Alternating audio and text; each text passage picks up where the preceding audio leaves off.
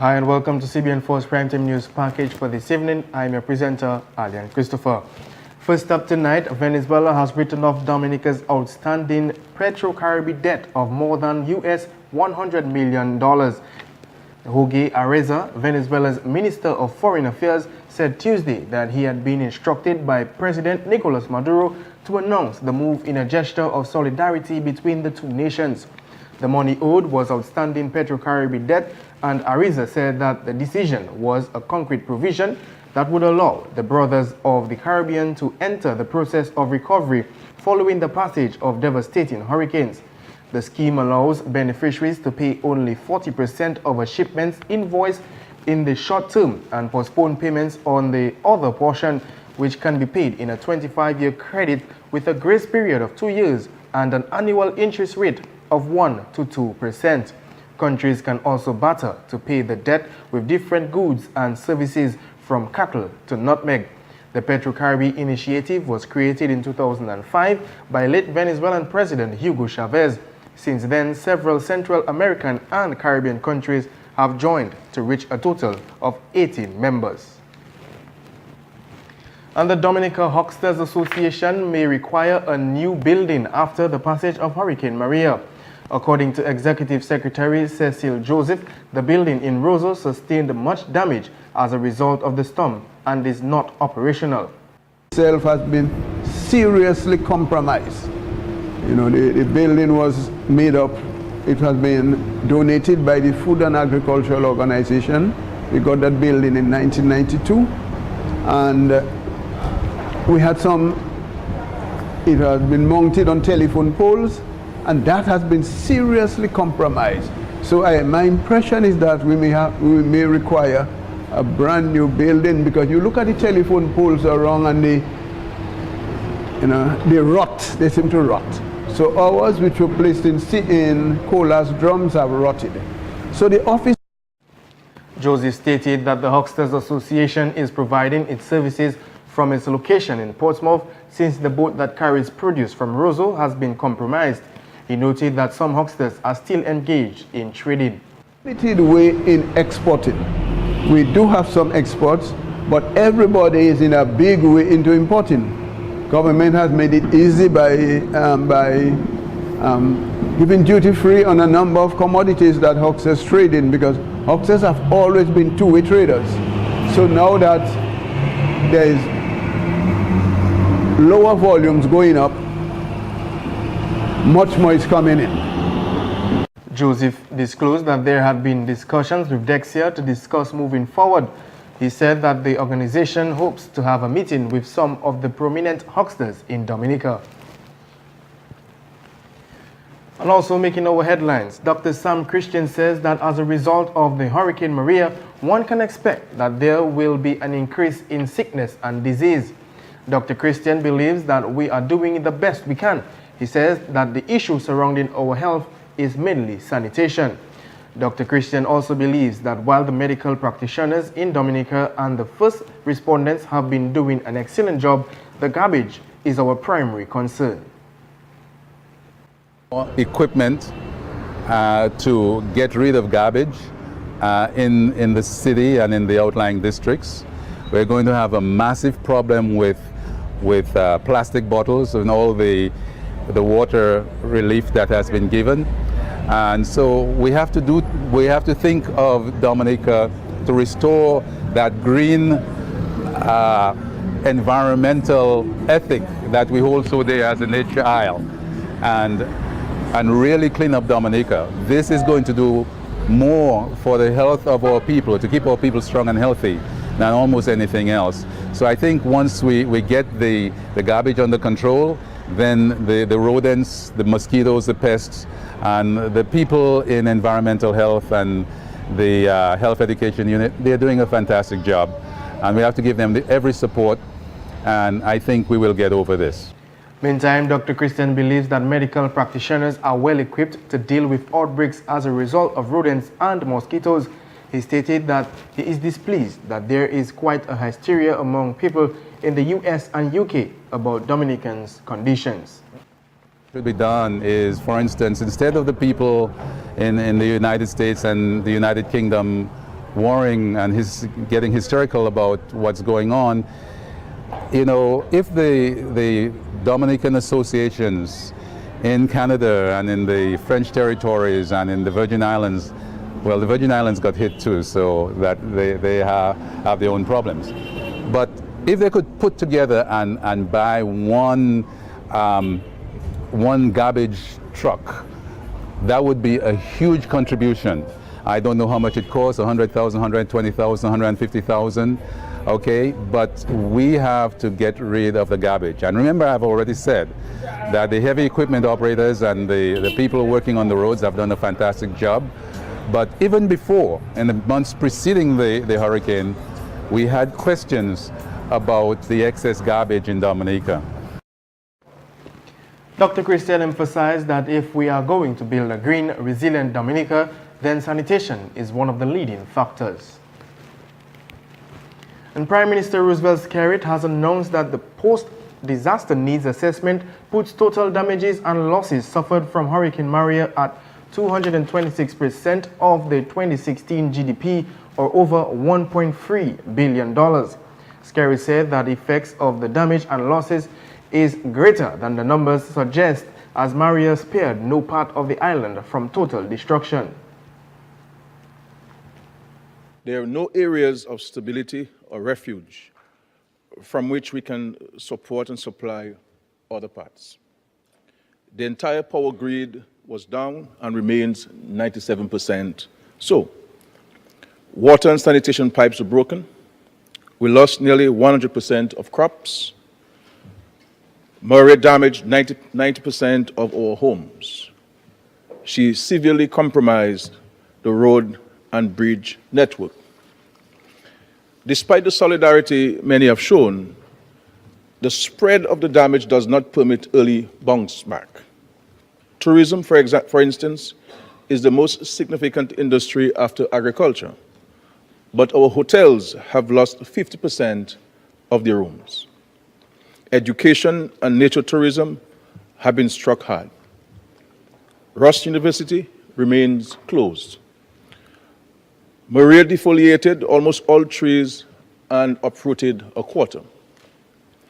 The PDNA puts the cost of recovery and rebuilding at US $1.37 billion, or 235% of our 2016 GDP.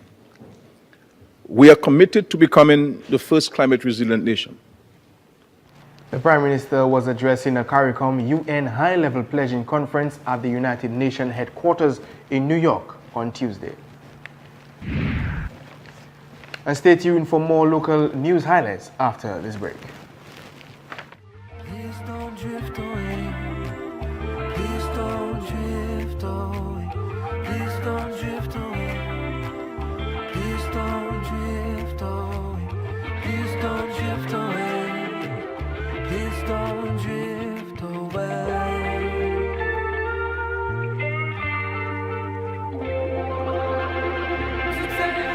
No one should take me to your paradise.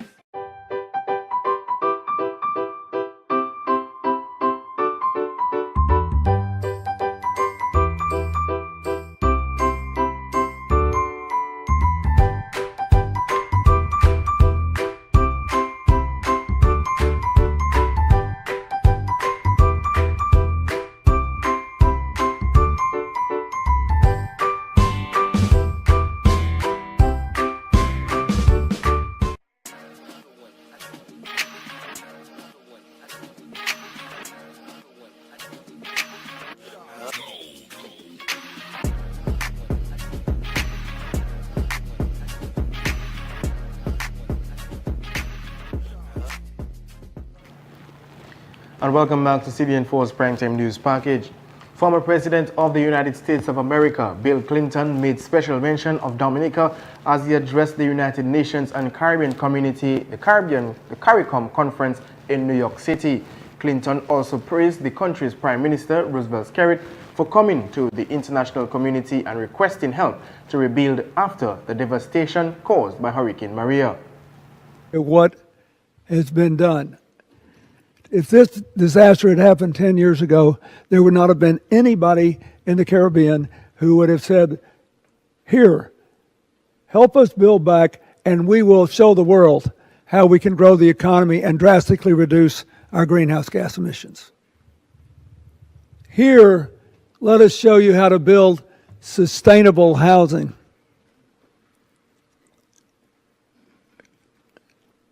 Let us show you how we can do it without giving up the uniqueness of our architecture or the richness of our culture. Everybody in the world, you will never have, if every one of you has been just like me. We've gone to dinner after dinner after dinner. We've gone to meeting after meeting after meeting, year after year after year. And we've all said the wisest conceivable things, haven't we? The former U.S. president, during his short address, said that he had the unusual opportunity to get to know and work with Dominica's prime minister. He also mentioned that Dominica had the living daylights kicked out of it during September's hurricanes. Also in the news, after the devastation caused by Hurricane Maria on September 18, 2017, the Commonwealth of Dominica has announced its commitment to becoming the first climate-resilient nation of the Caribbean region and around the world. The Prime Minister of Dominica made that announcement at the United Nations headquarters in New York. In the line of sight of storms that become more dangerous by the year. The PDNA was not sized for building better, but for a climate-resilient nation. And so we expect our recovery and rebuilding costs to be even higher. While building national resilience is more than buildings, but also about systems, it does not entail more expensive construction and often rebuilding from scratch. These requirements are beyond the capacity of the national budget. That will be depleted of tax revenues by more than 30% and exhausted by new demands. The PDNA envisages a rise in the rate of poverty from close to 25% towards 40%, unless recovery comes and comes quickly. We are committed to doing everything we can. The Prime Minister further stated that his country remains committed to doing everything it can to stop the economy and society from falling apart. In addition to prioritizing essential social protection, we have been meticulously planning, prioritizing, and sequencing expenditures and examining international best practice to try and bring about the fastest and strongest recovery possible within the resources available. We are keen to partner with the international community. One important basis of that partnership, besides our common humanity and future, is our commitment to building a climate-resilient nation, a whole nation that will be an example of national climate and disaster resiliency for all. And still with the Primetime News, Permanent Secretary in the Ministry of Housing, Lands and Water Resource Management, Lucien Blackmore, has stated that damages suffered to buildings during Hurricane Maria amounts to $1 billion after preliminary assessments were done. Of course, we would recall that the impact of Maria has been very tremendous on the housing stock of Dominica, since that about 90% of our buildings were affected in one way or the other. We have gone through some basic classification to give you the idea of the level of damage that we have sustained, and we have categorized them, of course, into no damage, in which we have about 10% of costs. Those that were slightly damaged, meaning that we have maybe about just between 10 to 30% of the roof sheeting being affected. We also had the issue of those that are moderately damaged. And by moderately damaged, what we mean is that at least 50% of the roof sheeting would have been gone from the building. And of course, we would also have another classification where we say of highly damaged, in which case the entire roof structure would have been gone or blown away. That is the roof sheetings, the rafters, the pole line, and in some instances, even the roofing plates. added to that, we'll have issue with the walls of some of the buildings and of course the windows and doors. Completely damaged, we have to the tune of about 15%, and of course highly damaged, which is the highest level of form of destruction that we had, which is about 40% of the housing stock. Blackmore indicated that there is a need to build back with greater resilience. And so clearly there will be a difference between the damage and what the actual cost of repairs and replacement. And we have seen so far from our calculations, we have about $500 million will be needed in terms of the making provisions for increased resilience in the building park. So we're looking at the total for the housing sector of $1.5 billion. Lucien Blackmore was addressing the daily press briefing, which focused on housing, lands and water resource management.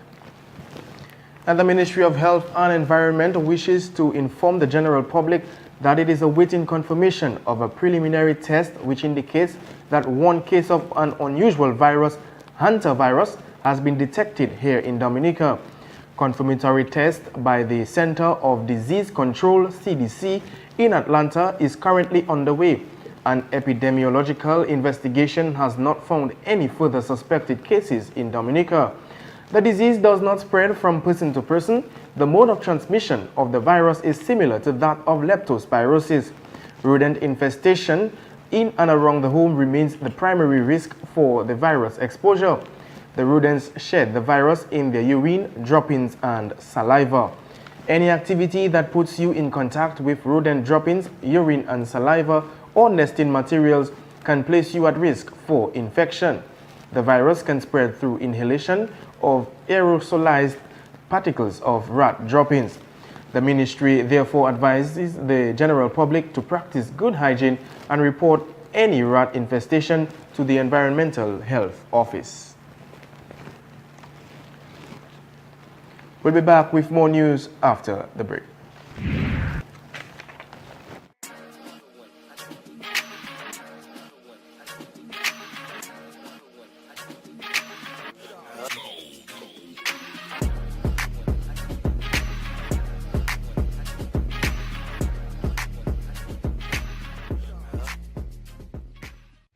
Please don't drift away. Please don't drift away. Please don't drift away. Please don't drift away. Please don't drift away. Please don't drift away.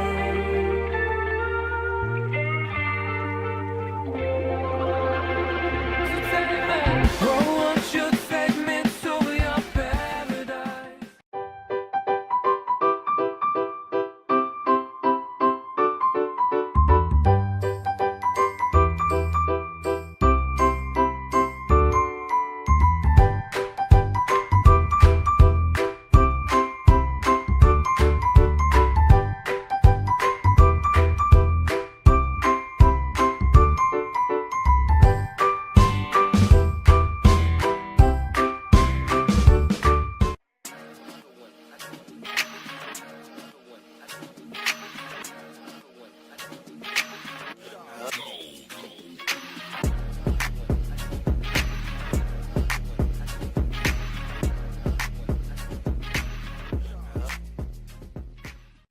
Please don't drift away. Please don't drift away. Welcome back, and now with news from around the region. Caribbean countries need a new and better deal, one that includes access to concessional finance and adequate insurance if they are to build climate resilience, United Nations Secretary General Antonio Gutierrez said on Tuesday at an international conference to mobilize support for the reconstruction of communities devastated by a series of powerful hurricanes. He noted that extreme weather is becoming the new normal and sea levels have risen more than 10 inches since 1870. Over the past 30 years, the number of annual climate-related disasters has nearly tripled and economic losses have quintupled. This year's Atlantic hurricane season was particularly active, with storms having been more frequent and stronger. Of the 13 named storms, 8 were hurricanes, and of those, 4 were major hurricanes, including Irma and Maria.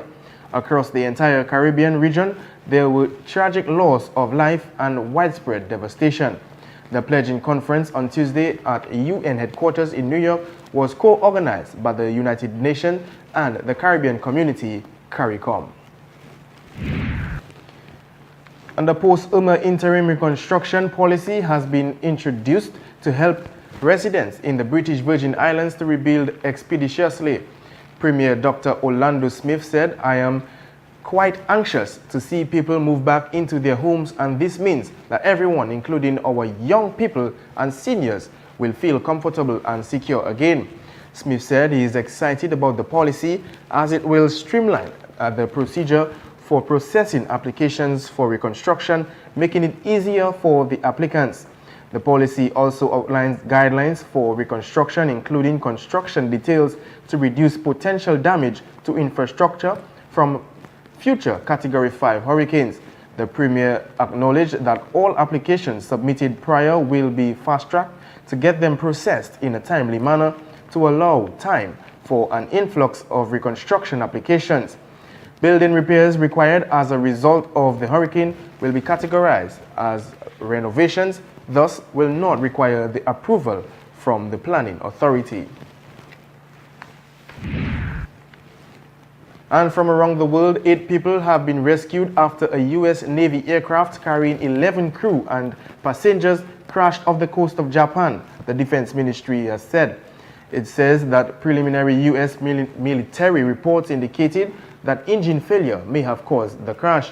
The Navy did not say what kind of aircraft was involved, but Japan's self-defense forces have said it was a C-2 transport aircraft.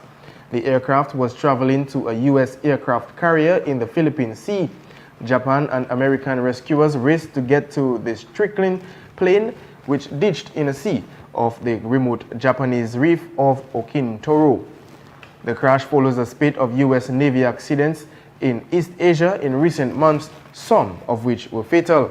10 personnel died in August when the USS John McCain collided with a tanker near Singapore.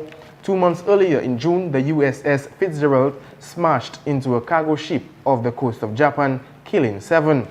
In 2 other non-fatal incidents, the USS Antietam ran aground near its base in Japan in January, and in May, USS Lake Champlain collided with a South Korean fishing vessel. Stay tuned for more right after this break. Please don't drift away. Please don't drift away. Please don't drift away. Please don't drift away. Please don't drift away. Please don't drift away.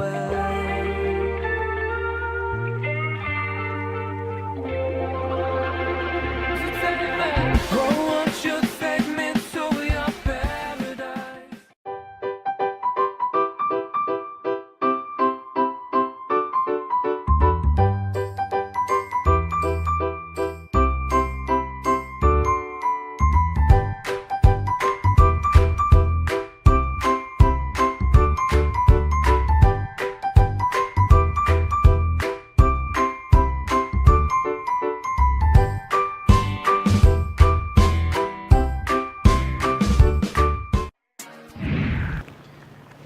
And welcome back.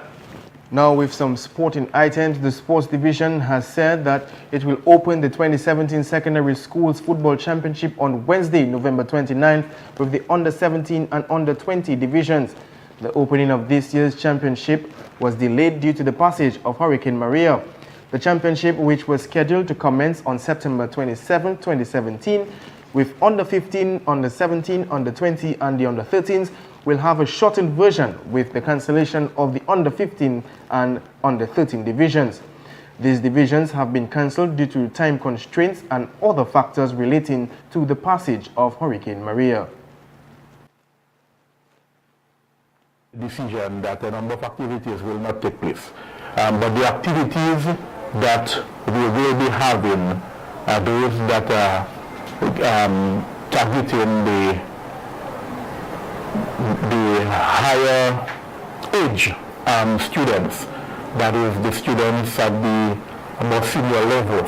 The reason being these competitions that we do are really used as the basis for selection for a number of Dominica national teams at the age group levels. That is the under 17s, the under 20s. So as a result, since Dominica will very likely be participating in these age group competitions, we have decided to give more attention to the competitions that would really target that particular age group. Shillingford further stated that at those events, athletes are expected to showcase their skills with hopes of being discovered and chosen to be part of the national teams. On board is the secondary schools championship and athletics championship, which will take place in March. So that we're actually keeping.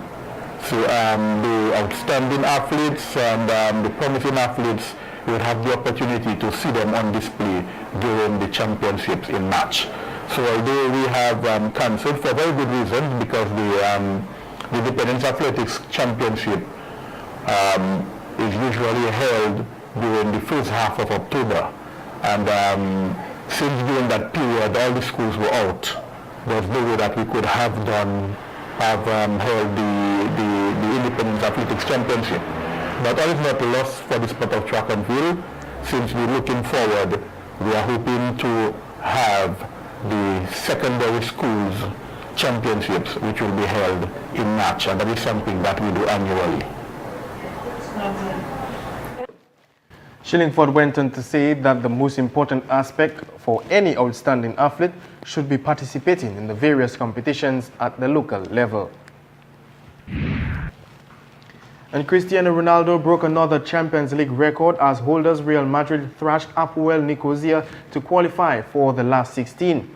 Ronaldo scored twice in the second half to take his tally to 18 Champions League goals in 2017, the most in a calendar year. Ronaldo headed home Marcelo's cross and then scored from the edge of the area to become the third player in the Champions League era to score in each of the first 5 games of a season. He has 18 in his last 10 appearances in the competition and now 113 in total, 16 ahead of Barcelona's forward Lionel Messi. Real have been on a poor run but were dominant as they picked up their biggest away win in the competition. Real will face a group winner in the last 16 as Tottenham won Group H. The Spurs, they won 2-1 in Dortmund, and that means Mauricio Pochettino's side will have wrapped up the group with a game to spare.